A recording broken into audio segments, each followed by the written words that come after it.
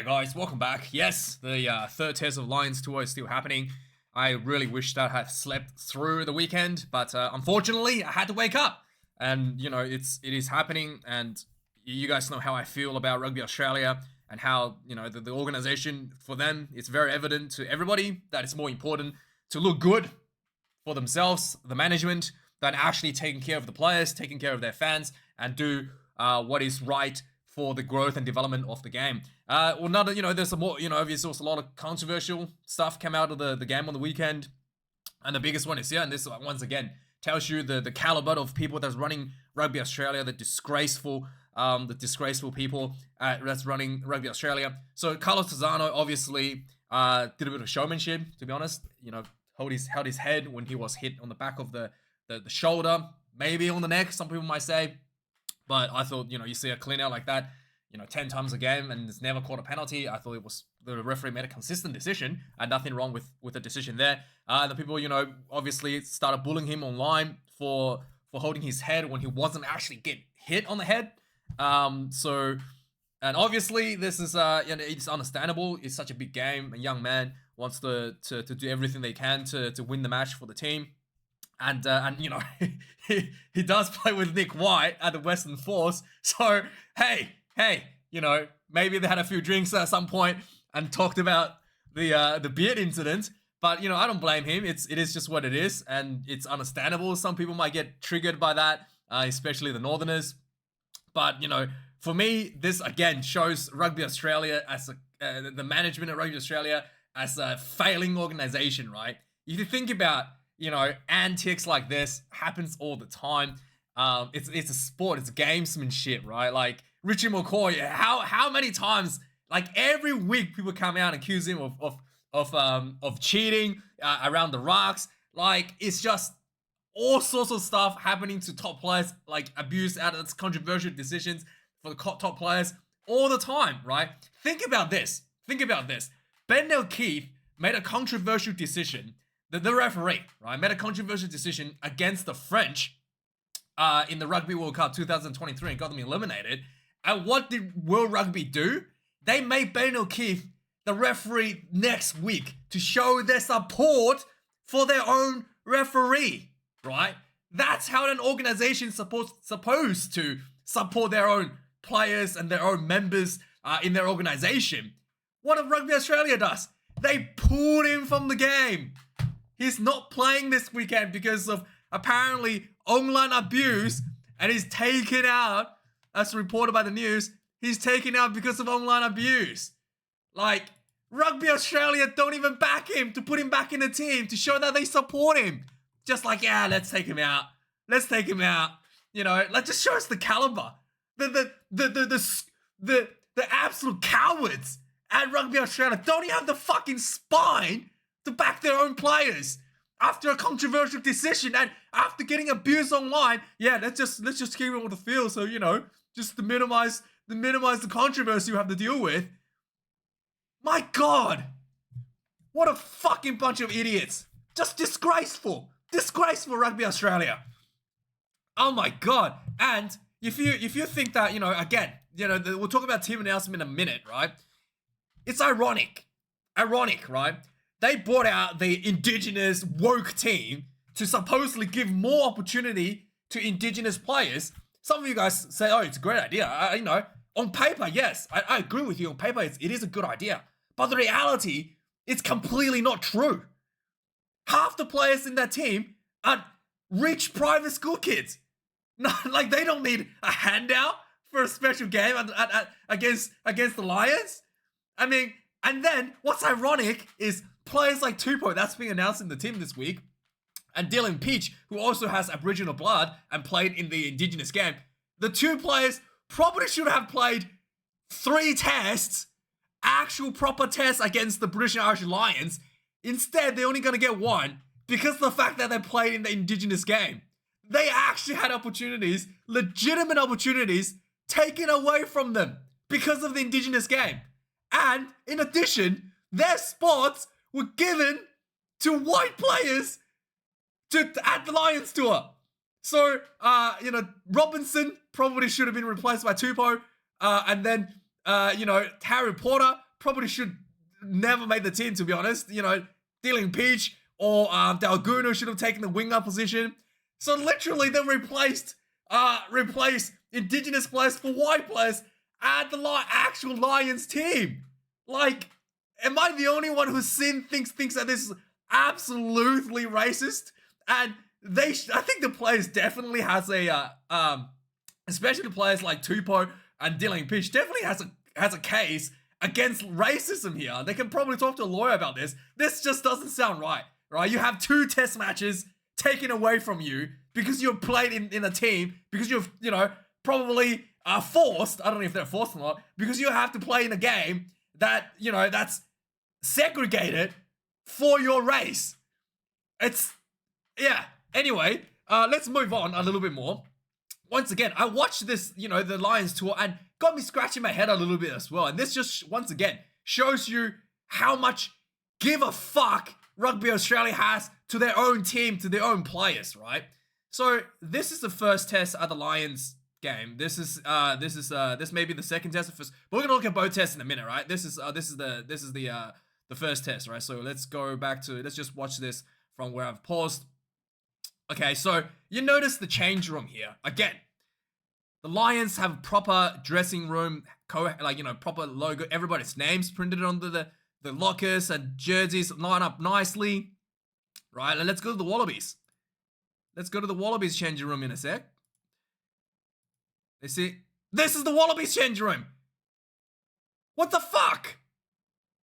What the fuck? And this is the home game. Do we just literally just put the team in an empty storage room? What the fuck?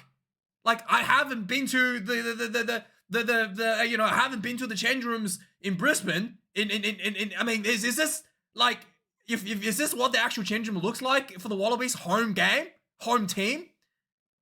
I mean, do they just not bother putting lockers for these guys? Or is there another area where they put their lockers? I don't know what's going on. Is this just me, or like the Wallabies are clearly getting shafted on the change room here?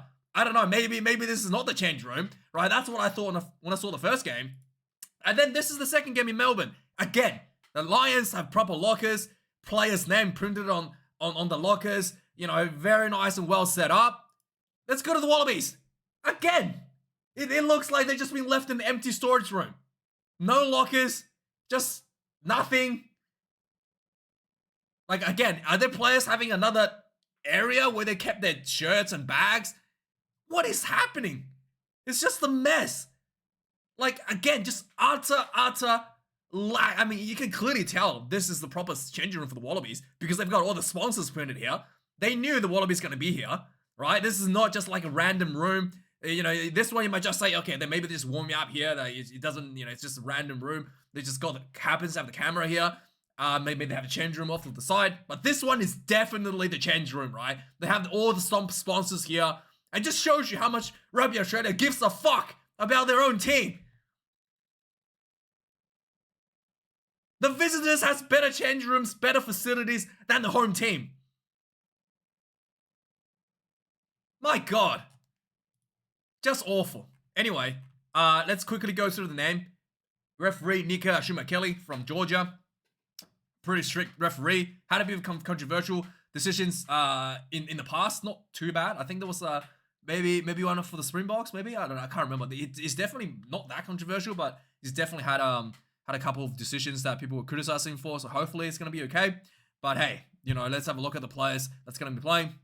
James Slipper coming number 1. Dave Pareki number 2. Tanela Tupou gets caught in at number 3. Obviously, Alan Alatua had a bit of injury as well, so Tupou was in for that. But Zhang Nongor gets caught in at the bench at a tight end position ahead of Tom Robinson. Who would have thought, right? Anyway, Andrew Porter gets the number 1 jersey. Dan Sheehan, number 2. Ty Furlong, number 3. I mean, these players probably can sue for racism. Tupou, especially Tupou, because he definitely deserved 2 proper tests at the Lions, not just one and a pretend game midweek. And yeah, anyway, so the Irish starting 3 here. We've got Nick Frost coming in number 4. Will Skelton, Big Willie, did really good again last week. Again, he was taking all the field like, 45 minutes in the game. I know he's big, but surely he can play 80 minutes. I'm pretty sure I saw him play La Rochelle in like extra time, like 90 minutes on the clock, and with the tiebreaker, extra time. I've seen him on the field. Pretty sure I've seen him on the field for that. Surely he can play 80 minutes or like 60 minutes maybe, right? I mean, I don't know why they took him off so early. Mario Toji coming number 4. James Ryan gets caught up to the starting for number 5 in the Lions side. Tom Hooper gets caught off on the bench at number 6 ahead of Valentini, who also had a bit of injury again. Fraser McGrath comes in number 7, and Harry Wilson retains the number 8 jersey for the Wallabies. Ty Byrne gets number 6 jersey once again, probably like almost like the player of the match for me. Of the almost player of the tour for me. He's just been outstanding every game. Tom Curry comes in number 7 once again, and Jack Conan retains the number 8 jersey. We've got Nick White.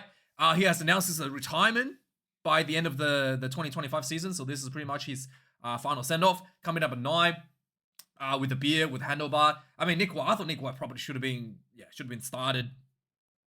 Should have been starting in the first maybe 1 or 2 tests as well. I thought his Super Rugby performance was pretty stellar, to be honest. Jemson Gibson Park comes in number 9 for the Lions. Tom Liner returns number 10 jersey. Finn Russell number 10. No James O'Connor once again. A lot of guys thought O'Connor probably deserved to go, but hey, who knows? Dylan Pitch, like I said, probably should have been 11 for the first 2 tests. Or Dalgunu here, but hey, he has to play the Indigenous game, get segregated and not allowed. Again, he probably can sue. I'm not a lawyer. Doesn't seem right to me. Blair Kinghorn comes in number 11 from the 15 jersey. The Giraffe Man gets the winger. What? They put the Giraffe Man on 11 ahead of the South African Van der Merwe? What? But hey, that is actually an interesting decision. Is Van der Merwe injured? Because I did not expect Black Kinghorn to be selected 11 ahead of Van der Merwe for that. Or any other winger, to be honest. So yeah, anyway, what's his name? Yeah, any other winger, like what's his name? The other Irish ones, the Aussie and the Kiwi. Didn't expect him to head ahead of those two, but hey, anyway. Langi Kitel, Swali, 12 and 13, really got exposed in the tour this season. Defensive wise and attacking wise, both ends aren't that great, to be honest. I think Kitel is just better at 13. But yeah, it's Rugby Australia and their politics. By the way, Swali is already talking about moving to a different club in Super Rugby, so he's leaving the Waratahs. I mean, that tells you everything you need to know about how Rugby Australia functions. Andiaki comes in number 12. Hugh Jones gets number 13 once again. I mean, Hugh Jones just gonna have a field day once again over Swali. Max Jorgensen, probably the best player for the Wallabies so far this season, comes in number 14. Tommy Freeman, number 14. Tom Wright, number 15, and Hugo Keenan. The winner last week comes in number 15 for the Lions. Billy Pollard, number 16. Angus Bell, number 17. Zan Nongo, like I said, probably had an opportunity at some point earlier. Comes in at number 18. Ronan Keller, number 16 for the Lions. Ellis Genji, number 17. Will Stewart, number 18. Jeremy Williams, number 19. Langi Gleaton, number 20 for the Wallabies. Ollie Chesum, number 19 for the Lions. Jack Morgan, the only Welshman, gets number 20. And Ben Earl, the 6'2 setter for the Annie Farrell, comes in number 21. Tay McDermott, number 21 for the Wallabies. At halfback position, Ben Donaldson, number 22. And Andrew Callaway finishing off, number 23 for the Wallabies. Alex Mitchell, number 22, is getting a shot here. He's almost missed the whole season. And Owen Farrell gets number 23. Ahead of Marcus Smith, missing out once again. It's been a tough season for Marcus. I thought this would be like his crowning moment for his career. But no, Finn Russell's taking the reins. And Owen Farrell, obviously, daddy's boy, gets the nod at head of the thing here. Apparently, Owen Farrell's the first person to win 2 Lions tests in the modern era. Not test, season, series, and a draw, I guess. 2 wins and a draw in the modern era. So well done, Owen. And a lot of thanks goes to his own dad. His dad was, Anyway, moving on. So, a few injuries here for the Wallabies. We'll already talk about that. The Swali potentially moving out of Waratahs already. Talk about that. Mark Talea has signed with Toyota Blitz. As there was some talks that he was leaving All Blacks already earlier in the season. but it's confirmed that he's playing for Steve Hansen at the Toyota Verblitz. And we've got, he's returning. The Welsh fans. Doing a da, by the way, to all the Welsh fans out there. He's back, the prodigy son. And couldn't crack it in NFL. And it's funny because Wales just ended their losing streak.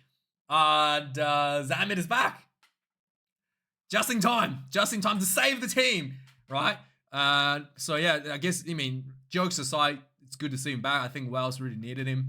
But I didn't appreciate it as a rugby fan. I didn't appreciate that he'd leaving the country on a whim. At least give everybody 6-month notice or something. Left on the eve of Six Nations or something, and then just left everyone behind for his own career. He should have given everybody a bit of a heads up because Warren Gatland, the team, everybody has plans for you. There's people who has put money and there's sponsors has put money into the team because they thought you were gonna play. Fans has bought tickets because they thought you were gonna play. The coaches had plans for strategies around you, and he just left. The eve before the bloody Six Nations or something was just really, really dog for Rhys Zammit. But hey, anyway, Andy Farrell. There was some talks about cancelling the tour to Australia and go to France. I just one question, right? Go to France. How are you gonna have a Lions tour against the French B team? It's gonna be July. They're not gonna play their A team in July, right? Is top 14 gonna release their players now the Lions are coming? Legitimate question, right? Top 14, absolute scum, absolute cancer in the rugby. Moving on. So yeah, Tupou is back. We talked about this already. Nick White retiring at the end of the season. The two Plotu brothers, the second brother, Otavio is locked into URC again, following his brother's footsteps in Scotland. Rob Penny went from the worst coach in Super Rugby to the best coach in Super Rugby, winning the Super Rugby this year for the Crusaders with some HIA shenanigans. But hey, he did it. Nothing wrong with it. And he's getting an extension to 2026, Mr. Rob Penny. And then Rugby Australia has released some tickets, early tickets for 2027. Pretty cheap, to be honest. I think the tickets, $40, $20. And if your children's under the age of 2, going for free. So we better start banging. If you want free tickets for your children, now is the time, because it's only 2 years away. Now is the time to start banging, boys. Start banging, make some babies, and get some free tickets, all right? This is your final warning to get free tickets before it's too late. And they're estimating $1.3 billion for Australia in tourism, 250,000 fans. I thought this was a really low number. Like 250,000 fans, and each fan spending about $5,000 for the tour. I think it's going to be more than that, right? Surely it's going to be more than that. 250,000, I think it's going to be more than 250,000. You might see 500,000. I thought you would probably be the right estimate. But again, that shows you how small the game is. 250,000, like $1.3 billion is sounds like a lot of money. But for such a big event, it really isn't that much. I think the French had like 5 billion or something from the 23 tour, maybe. I don't know, maybe I'm wrong. I thought it was a lot more than that. But yeah, anyway, let me know your thoughts. Moving on. Oh yeah, Owen Farrell, we'll talk about this already. First guy to win 2 Lions series since the Proficient era, 1999. But anyway, that's the news for this week. Let me know your thoughts. Like, comment, and subscribe. And thanks for watching. I'll see you guys, maybe later this week. Cheers.